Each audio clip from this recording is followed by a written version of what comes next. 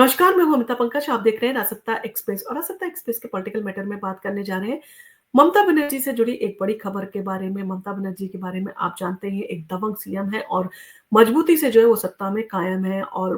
Bharatiya Janata party लगातार प्रयास कर रही है और कई बार जो है उन्होंने ममता बनर्जी को चुनौती दी है। उसके बावजूद भी जो है वो कहा जा सकता है कि ममता बनर्जी को जो है वो हिलाने में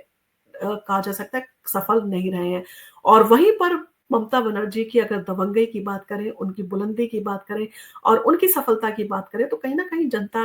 का प्यार जो है उन्हें लगातार मिलता आ रहा है और उससे जो है वो सफल होती रही हैं। अब ऐसे में ममता बनर्जी ने जो है वो दावा किया है कि 2026 में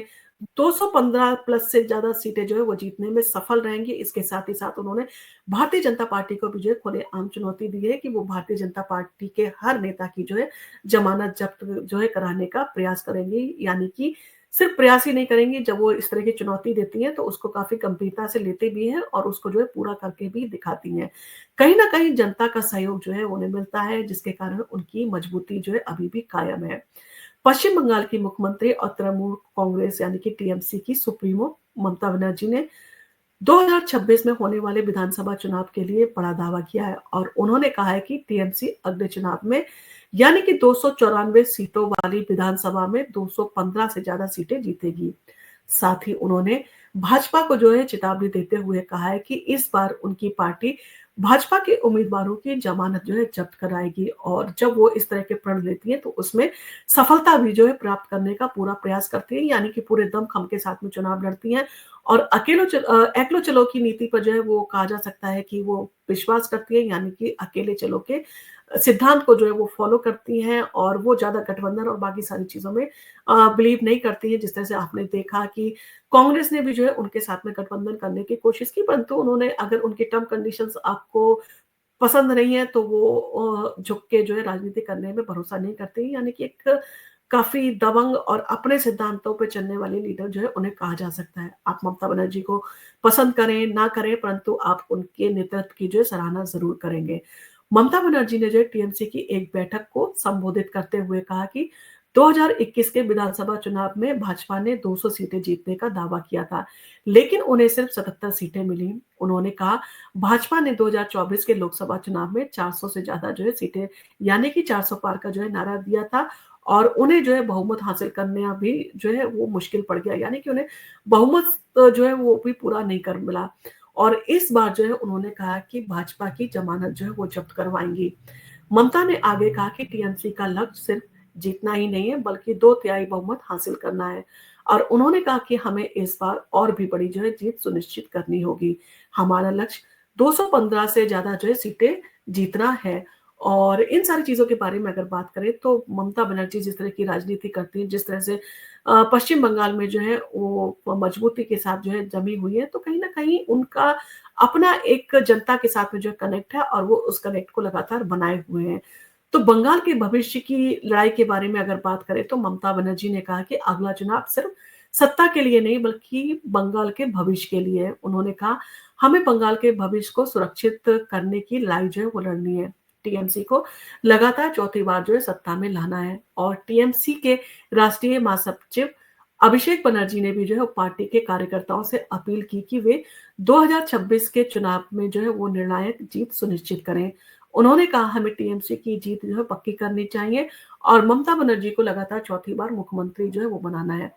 2021 के चुनाव की जो है वो याद दिलाते हुए कहीं न कहीं कहा जा सकता है कि भारतीय जनता पार्टी को वो खुली चुनौती दे रही हैं। 2021 के विधानसभा चुनाव में टीएमसी ने 213 जो है सीटें जीतकर आसानी से जो है बहुमत हासिल किया था, जबकि भारतीय जनता पार्टी को सिर्फ जो 77 सीटें मिली थी और इस चुनाव में भाजपा ने जो है वो बंगाल में अपनी मजबूत उपस्थिति जो है वो दर्ज कराई थी। लेकिन टीएमसी ने जो है उन्हें सत्ता से जो है वो दूर रखा। ममता बनर्जी ने इस चुनाव को याद करते हुए कहा कि भविष्य में जो है इन सारी चीजों को वो दोहराएंगी और भाजपा ने 200 सीटें जो है जीतने का दावा किया था, लेकिन वे जो है वो नाकाम रहे थे और इसी बार जो है इन सारी चीजों को हम फिर से दोहराएंगे। भाजपा के लिए जो है वो पश्चिम बंगाल एक बड़ी चुनौती जो है अभी भी बना हुआ है। भाजपा ने पिछले कुछ सालों में जो पश्चिम बंगाल में अपनी मजबूत उपस्थिति तो दर्ज करवाई है, लेकिन 2019 के लोकसभा चुनाव में भाजपा ने बंगाल की 42 में से जो है 18 सीटें ही जीती। हालाँकि 2021 के विधानसभा चुनाव में टीएमसी ने भाजपा की करारी जो है वो कहा जा सकता है हार तय की थी और भाजपा को शिकस्त दी थी। इस बार भाजपा फिर से बंगाल में अपनी ताकत बढ़ाने की जो है कोशिश कर रही है। लेकिन टीएमसी ने जो है उन्हें खुली चुनौती देने का जो है वो पूरा अपना दावा पेश किया है और इन सारी चीज़ों के लिए जो है वो कहा जा सकता है ममता बनर्जी ने जो है पूरी तैयारी कर रखी है। टीएमसी की रणनीति की बात करें तो काफ़ी मँझी हुई जो है वो नेता हैं और वो जिस तरह की रणनीति अपनाती हैं, जिस तरह से जो है वो जनता से कनेक्ट बनाती हैं, जनता से बात करती हैं, तो कहीं न कहीं उसमें उन्हें सफलता मिलती है।